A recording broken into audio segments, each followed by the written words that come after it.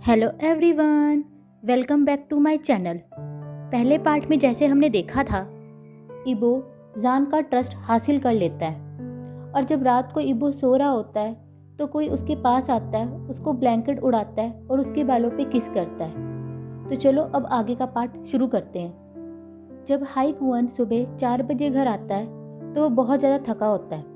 वो जल्दी से सूप गर्म करके पीता है और अपने कमरे में जाने से पहले सोचता है कि क्यों ना मैं इबो और अपने बेटे को एक बार चेक कर लूं कि सब कुछ ठीक है या नहीं। तब वो अपने आप ही सोचते हुए हंसता है कि कितना अच्छा लगता है जब मैं साउजाओं को अपना बेटा कहता हूँ। तब वो पहले जान के कमरे में जाता है तो देखता है कि जान वहाँ पे नहीं है।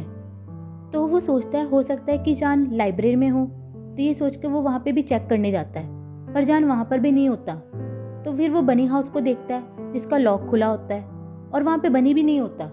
तो ये सोचकर वो बहुत टेंशन में आ जाता है कि जान कहीं घर से भाग तो नहीं गया, पर सुबह तक तो बिल्कुल ठीक लग रहा था सब कुछ।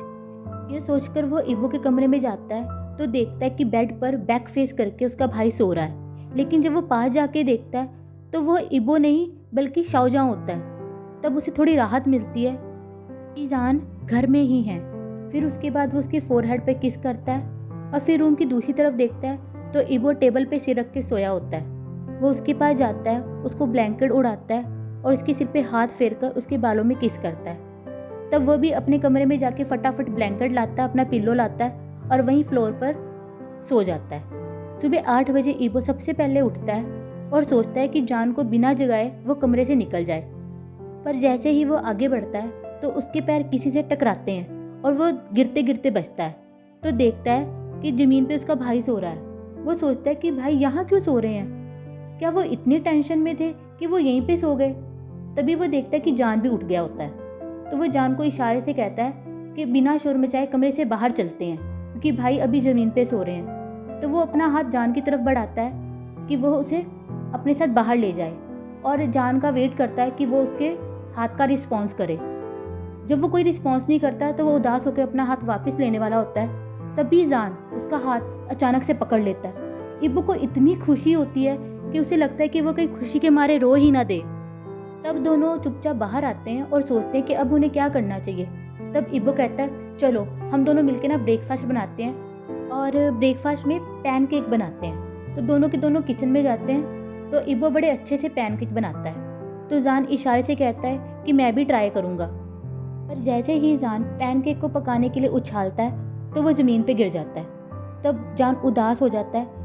तब इबो कहता है कि जब उसने पहली बार पैनकेक बनाया था तो उसका पैनकेक उछल के सीधा सीलिंग पे चिपक गया था। तो इबो कहता है मैं तुम्हारी हेल्प करता हूँ इसको बनाने में।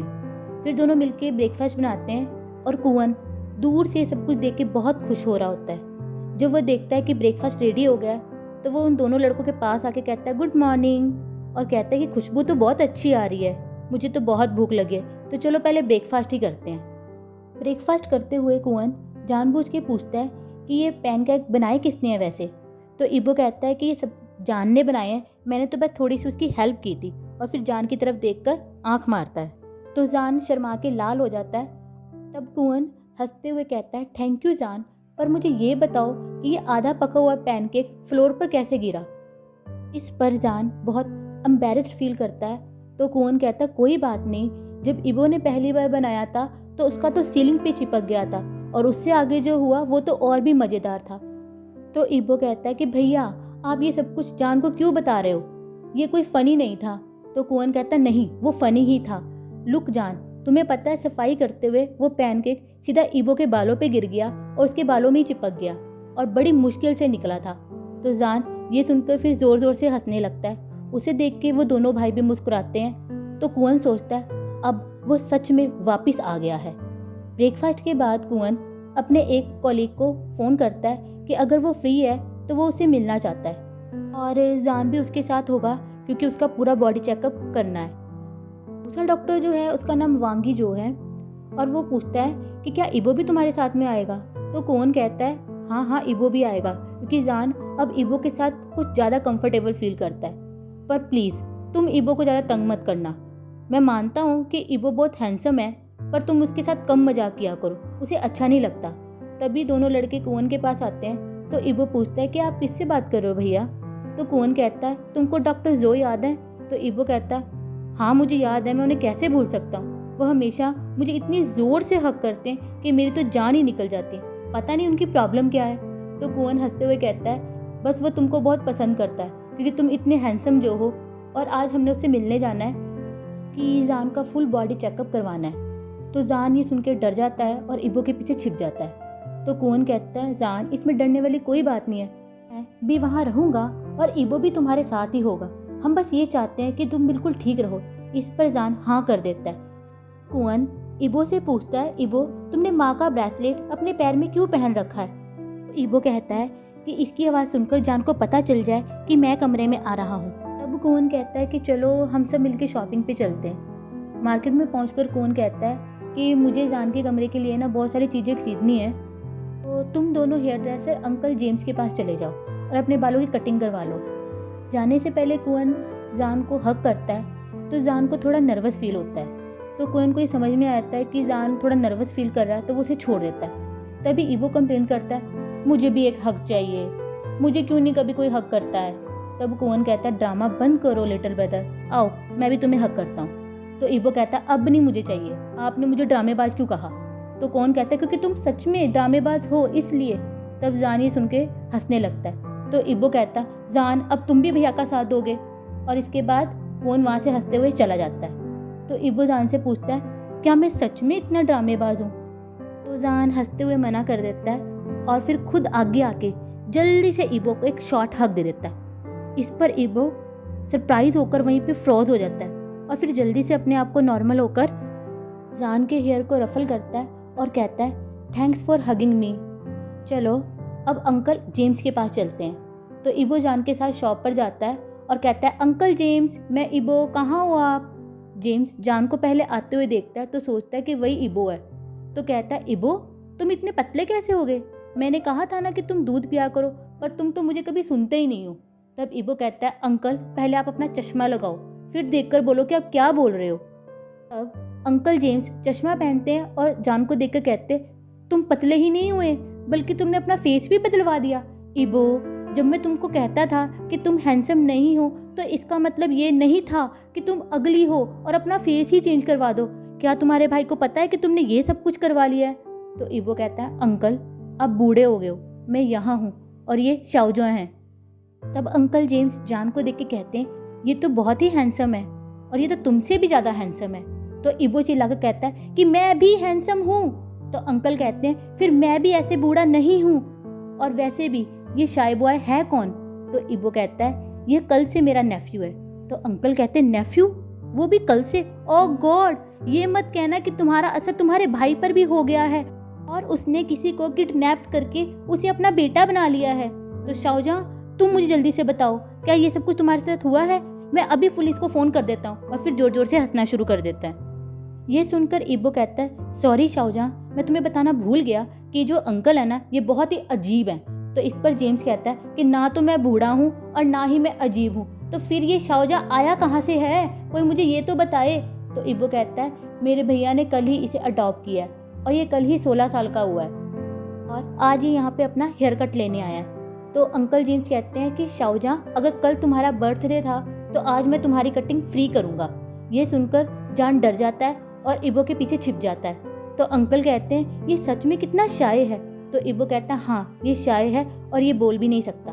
अगर ये आप ही किसी बात का जवाब ना दे तो आप इससे नाराज़ मत होना। तो अंकल कहते हैं कि चलो पहले तुम्हारे बाल धोते हैं, तो तुम पहले मुझे बताओ कि तुम मुझसे बाल धुलवाना चाहते हो या इबो से। तो जान इबो की शर्ट को खींचते हुए इशारे से कहता है इबो से। तब इबो जान के बाल धोना शुरू करता है पर जान अपनी आंखें बंद नहीं करता। तो अंकल कहते हैं कि जान पहला ऐसा कस्टमर है जो बाल धुलवाते हुए रिलैक्स नहीं हो रहा है, तुम इतनी टेंस क्यों हो शाओजॉ?